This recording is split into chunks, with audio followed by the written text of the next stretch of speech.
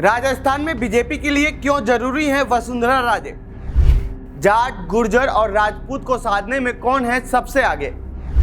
शांत बैठी वसुंधरा अब क्यों बोल रही है कांग्रेस पर हमला? क्या राजस्थान में बदल गया है बीजेपी का चुनावी प्लान?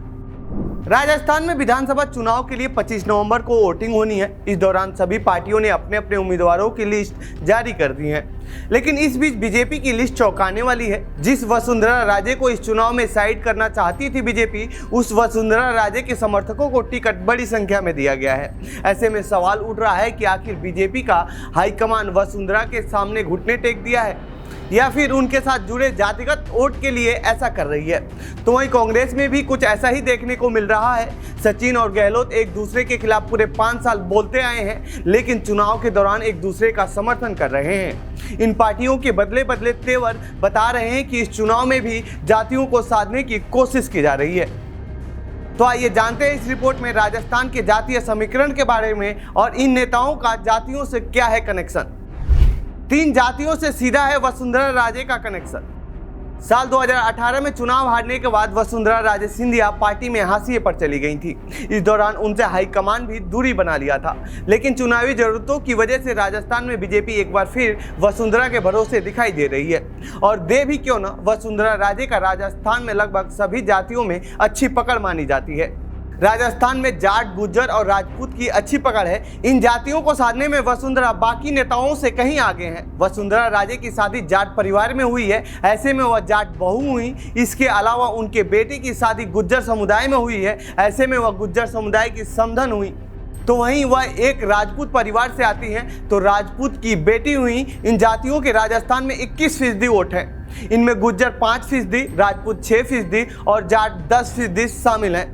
और इन तीनों जातियों के एकजुट करने में हर बार वसुंधरा सफल रहती हैं। ऐसे में उनका साथ बीजेपी की मजबूरी भी है। अब फ्रंट फुट पर क्यों खेल रही है वसुंधरा राजे?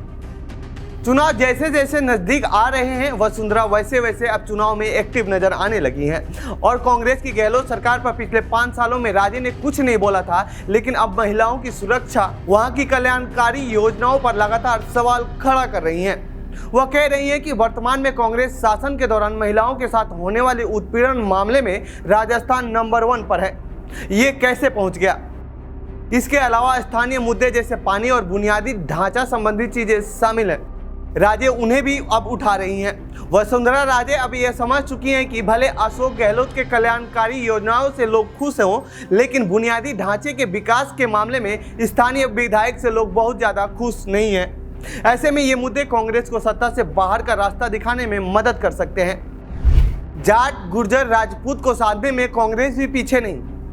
वहीं कांग्रेस भी जातियों को साधने में पीछे नहीं है। गुर्जर समाज को साधने के लिए सचिन पायलट को मैदान में उतारा है। हालांकि पायलट ने कभी खुद को गुर्जरों का नेता नहीं समझा, लेकिन गुर्जरों से कभी दूरी भी नहीं बनाई। राजस्थान में गुर्जर भी उन्हें अपना नेता मानते हैं, जबकि गोविंद सिंह डोटासरा जाट समुदाय से आते हैं और वह इस समय कांग्रेस के पीसीसी अध्यक्ष हैं। यदि कांग्रेस जीतती है तो सीएम पद के लिए दावेदार भी हो सकते हैं। तो ऐसे में जाट समुदाय इनके साथ लामबंद हो सकता है। तो वहीं अशोक गहलोत माली समाज से आते हैं। इस समाज का राजस्थान में 4% वोट है, लेकिन इनकी पकड़ सभी जातियों पर मानी जाती है। यही वजह है कि वह राज्य के तीसरी बार मुख्यमंत्री बन रहे हैं। इसके अलावा बात करें तो एससी 18%, एसटी 14%, जिसमें 7% मीना है और मुस्लिम 9% हैं। इनमें मुस्लिम वोटरों का झुकाव कांग्रेस की तरफ है, जबकि बाकी जातियों का वोट शेयर स्थानीय प्रत्याशी के हिसाब से भी बदल सकता है।